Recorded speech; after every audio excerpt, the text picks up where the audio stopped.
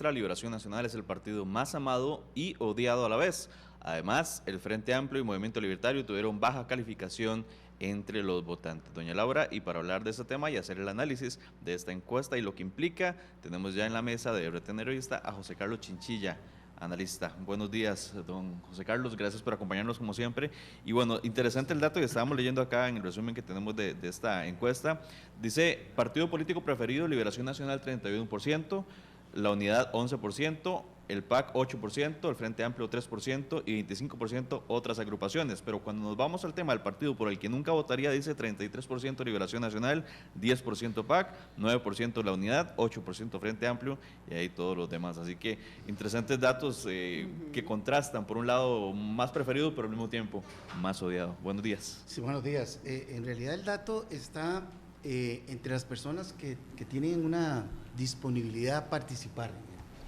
Cuando uno analiza los resultados de esta misma encuesta y otras, en realidad el Partido de Liberación se maneja entre el 26 y el 24% a nivel nacional. Es decir, es el partido mayoritario, pero sigue siendo una minoría significante, en tanto que, como sabemos, en Costa Rica, para elegir un presidente, se requiere un poquito más del 40%. O sea que si fuera 24 o si fuera 26, le falta tamaño camino para llegar. Situación que no ocurría décadas atrás, donde prácticamente Liberación Nacional le bastaba convencer a la gente del partido para llegar a la presidencia. Eso ha cambiado, y ha cambiado significativamente, lo hemos visto, si no el fenómeno, digamos, del PAC en el gobierno no se hubiese dado.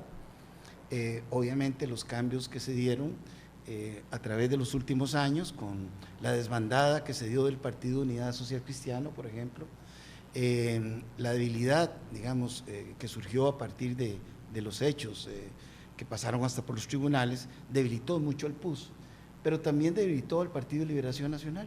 Es un tema que tiene que ver también con el asunto generacional. Hoy en día los jóvenes tienen la posibilidad de elegir al presidente prácticamente, 35-40% de la juventud, que podría perfectamente tomar la decisión.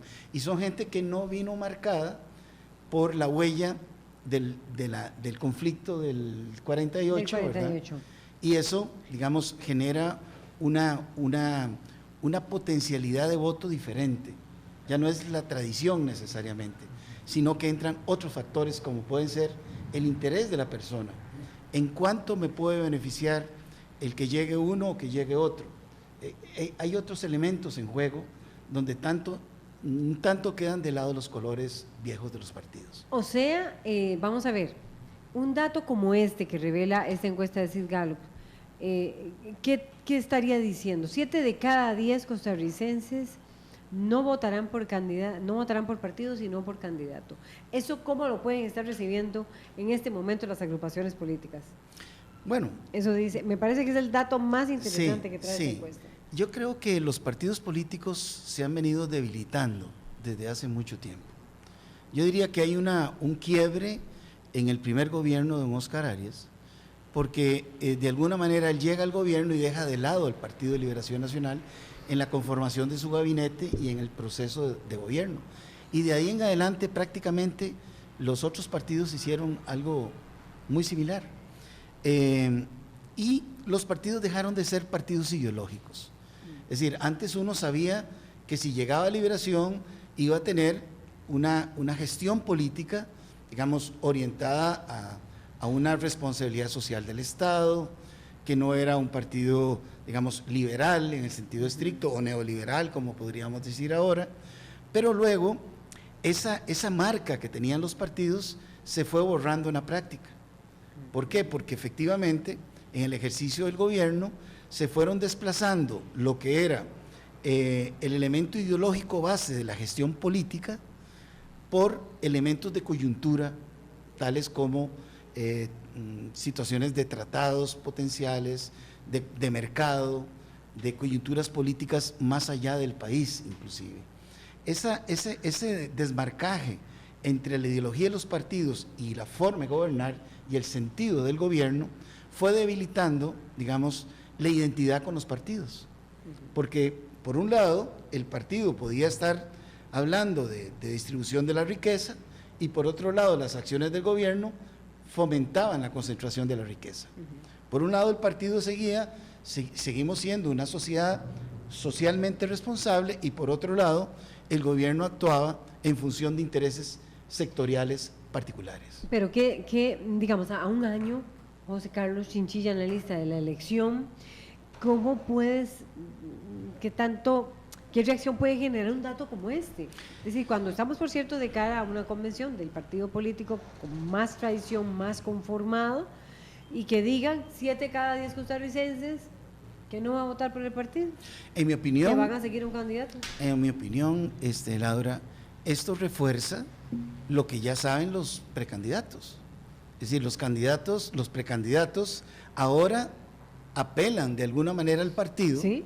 porque al interior del partido se va a tomar la decisión de quién va a ser el candidato. Pero inmediatamente que pase este proceso preliminar, el partido tiene un carácter residual. Es decir, el partido queda relativamente en oscuridad y aflora todavía más de lo que ya se está haciendo ahora, el perfil del candidato, la historia del candidato, las propuestas del candidato, muy por encima de lo del partido. Estamos en una coyuntura en la cual la campaña política nos recuerda que existen los partidos, porque al fin y al cabo es como la cancha en que se va a jugar, ¿verdad? Inevitable hablar del estadio donde hoy se juega un partido de fútbol entre Costa Rica y Honduras, ¿verdad? Pero no es lo relevante, no es lo relevante. Inclusive digamos, al interior de Liberación Nacional, en esta campaña, uno ve, digamos, que algunos tratan de recuperar el partido, ¿verdad? Pero fundamentalmente, digamos, lo hacen porque están en este momento atrapados en una visión de la democracia que tenemos en nuestro país, de que solo se puede ser candidato a partir de un partido político. Pero si no existieran esas normas, posiblemente habría muchos candidatos sin partido. Eso te iba a decir, o sea, esto cada vez va a agudizarse más, ¿o crees que en algún momento se va a revertir y volveremos a los partidos?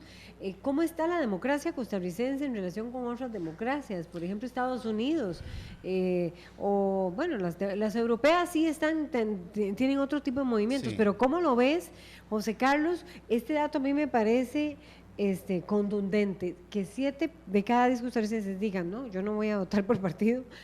Es muy dramático en este momento, que es el año de las convenciones. Sí. Bueno, para todos, para el Partido de Acción Ciudadana, para el Partido Unidad Claro, Social Cristiana.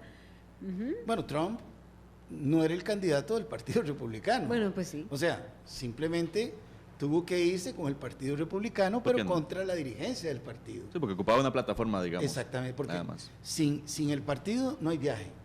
Igual les puede estar ocurriendo a muchos de los candidatos que están ahora dentro de Liberación Nacional. Las personas que nos están viendo van a ver después de este proceso un cambio en el discurso. El partido va a tener una posición menos privilegiada dentro del discurso. Hoy en día tratan de recuperar la identidad que tiene cada uno de los candidatos con el partido. Algunos les dicen que se fue del país, a otros le dicen que se fue del partido, pero todos tratan de anclarse en la idea de que sí son militantes, ¿verdad? Ahora, la realidad es que el partido tiene poco peso en la práctica. ¿Por qué? No son partidos económicamente poderosos y en la política de hoy se requiere mucho dinero. O sea, para cualquier persona costarricense hoy en día es evidente que la mayoría de nosotros, aunque tuviéramos toda la posibilidad de quedar electos, no podríamos, porque no tenemos o 40 millones o 25 millones para invertir en una campaña política. o sea que son obstáculos. Y son obstáculos. Igual, cuando vengan los puestos para diputados, el que no tiene plata no puede ni entrar a concursar. ¿Será eso lo que la ciudadanía está viendo de acuerdo con esta encuesta, que esos son obstáculos, o será que no le gusta que alguien tenga que pagar 40 millones para ser un precandidato y aspirar a ser un candidato por la presidencia? No le gusta que la gente pague por una diputación, no le gusta eso, la gente quiere otra cosa. ¿Será eso? La gente quiere otra ¿Será cosa. eso? No Y me además, gusta, la no me gente suena bien, no me Claro, huele bien esto. eso. La gente se pregunta, ¿y de dónde sacó la plata este? Ujú, ¿Y por qué invierte tanto en esto? ¿Qué es lo que hay detrás de esto? Es que estamos hablando de mucha plata, ¿verdad? Y ese dinero, esos 25, 40 o lo que sea, es nada en relación a lo que cuesta la campaña. Uno de los precandidatos, hablaba de que se estaban gastando más de 500 millones de entrada, ¿verdad? Y hablaban de 3.000 millones de colones en una pre-campaña. Es que no estamos hablando de la campaña nacional todavía, estamos hablando de una campaña interna. Ahora, yo sí creo que la gente se perfila más hacia las personas porque ya se dio cuenta que los partidos son meros andamios, ¿verdad? Son andamios. Es el vehículo a través del cual yo puedo llegar a ser candidato o candidata, pero que no tiene el peso del pasado. Inclusive porque este es un Estado más maduro, cada vez cuesta más la prebenda política, cada vez más le cuesta al que está en el gobierno dar un trabajito, una chamba, etcétera, etcétera. Recordemos que antes, por ejemplo, cuando se cambiaba el gobierno, la mayoría de los policías cambiaban. Hoy en día, dichosamente, no ocurre eso. Hay una policía, digamos, más preparada, que tiene cierta estabilidad, aunque tiene una gran movilidad, lo sabemos, pero no está tan al juego del interés político. Y como eso, en otros campos del gobierno, no es tan fácil eso. Y lo otro es que el gobierno como tal ha perdido peso estratégico dentro de la sociedad costarricense. En el siglo pasado, el siglo XX, finales del siglo XX, segunda mitad, el Estado era el eje en torno al cual giraba toda la acción económica del país. Y todo lo que podía desarrollarse pasaba por el Estado costarricense. Hoy en día no. Hoy en día el sector privado tiene su propia dinámica, su propia autonomía. Antes dependíamos del sistema bancario nacional, por decirlo. Hoy el capital aflora desde cualquier lugar, a veces con dineros limpios, a veces con dineros menos limpios, y también dineros limpios, ¿verdad? De tal manera que ya el Estado no es tan eje central para todas las actividades, y eso también logra una perspectiva que devalúa un poco la importancia de lo político y del gobierno. El que la gente piense más en las personas, en el candidato un 68%, por encima del partido un 21%, es el resultado de este tiempo, de esta posmodernidad, donde la persona, el individuo y su historia le da mayor peso y credibilidad que lo que ha sido un partido que ya no tiene puje, ni fuerza, ni brazo político. Esa es la impresión que uno le da. Bien. Muchas gracias, José Carlos Chinchilla, por el análisis.